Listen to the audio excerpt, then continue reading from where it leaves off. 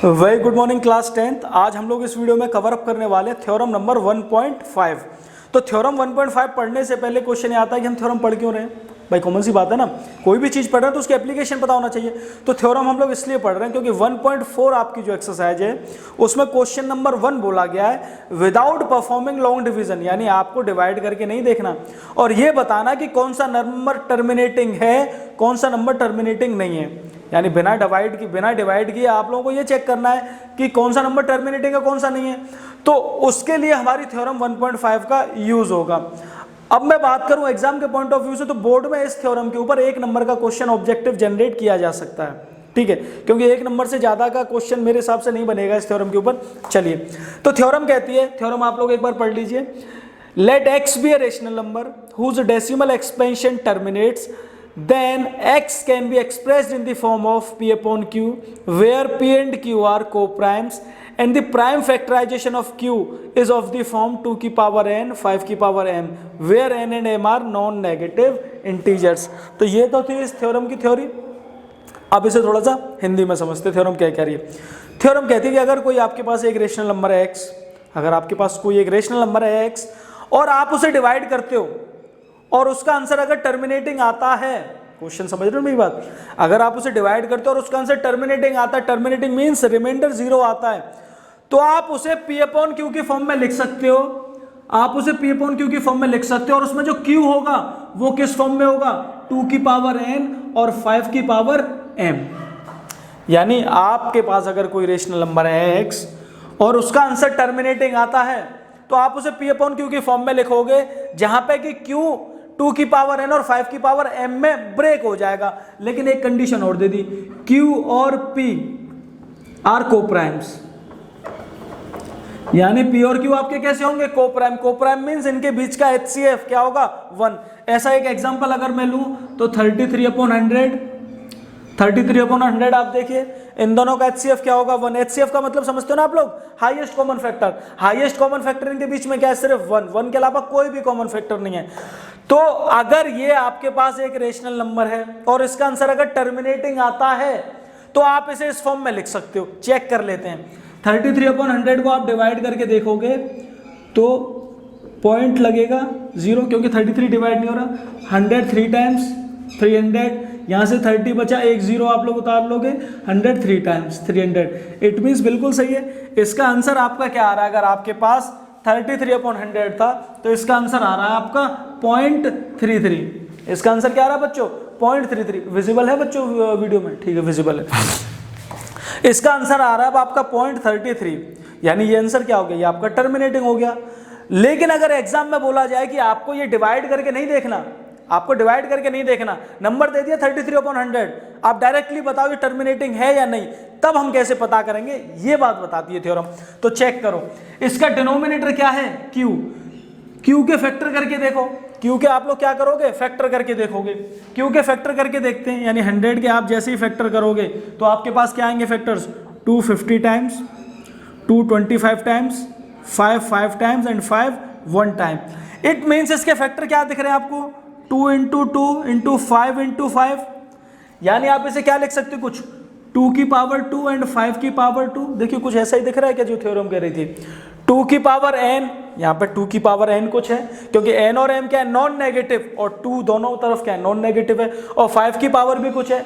अगर ऐसा आपको आंसर मिल जाए, यानी अगर मेरे पास नंबर दिया होता 33/100 कि चेक करो ये टर्मिनेटिंग होगा या नहीं without performing decimal, without performing division, तो मैं क्या करता, इसके डिनोमिनेटर के फैक्टर करके देखता और फैक्टर में अगर मुझे कुछ इस तरीके का आंसर मिलता तो मैं कहता yes this division is terminating.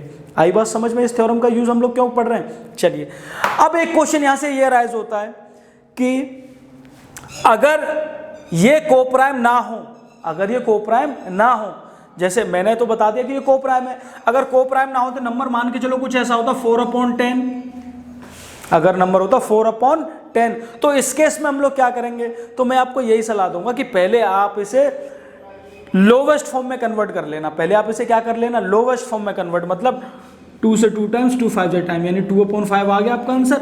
अब आप इसे चेक करके देखना। चलिए बिल्कुल एक यही क्वेश्चन करके देखते हैं। 2/5 कि अगर नंबर दे दिया जाए 2/5 आप चेक करो ये टर्मिनेटिंग होगा या नहीं विदाउट परफॉर्मिंग डेसिमल एक्सपेंशन। तो देखिए 2/5 को बात समझना, मैं यहां से बहुत इंपॉर्टेंट बात बताने जा रहा हूं जो आपको क्वेश्चंस में कंफ्यूज करेगी।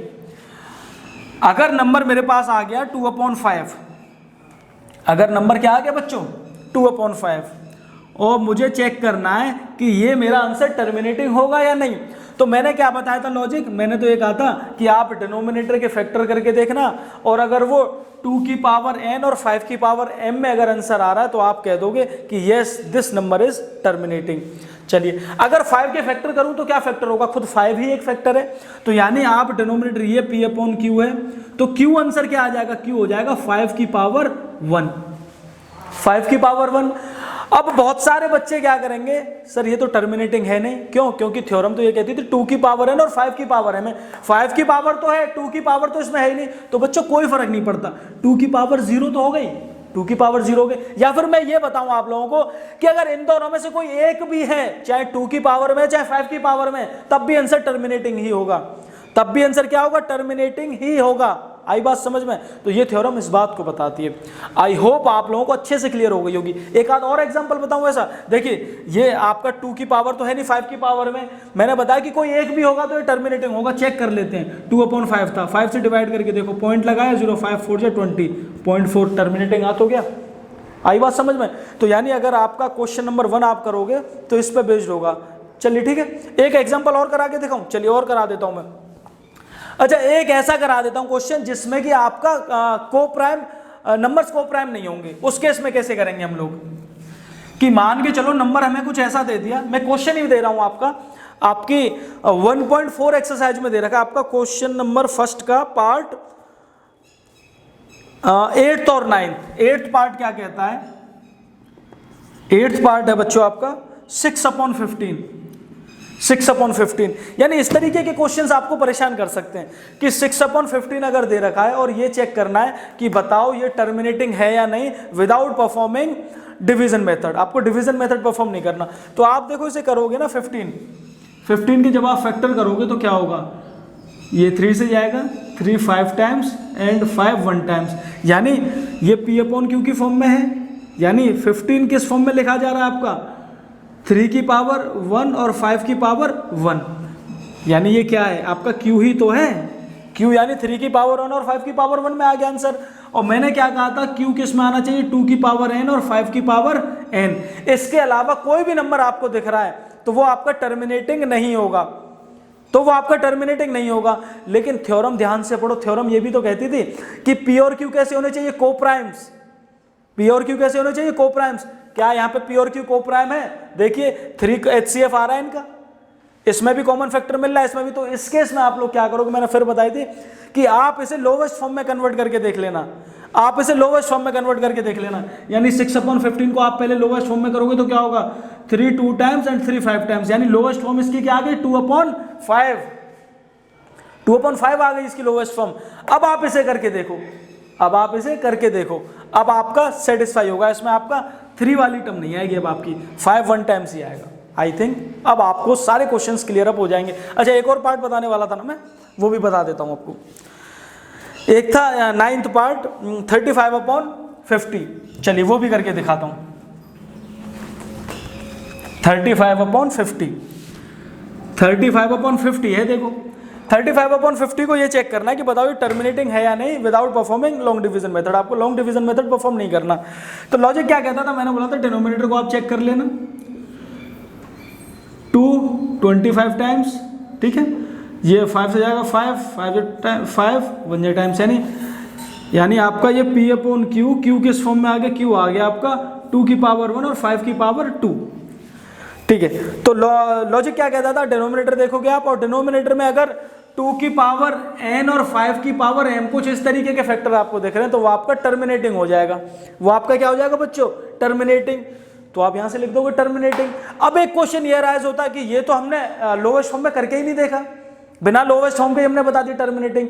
तो बच्चों या तो आपके पास दो ऑप्शन है कि या तो आप इसे लोवेस्ट फॉर्म में कन्वर्ट कर लो, या तो आप इसे लोवेस्ट फॉर्म में कन्वर्ट कर लेना।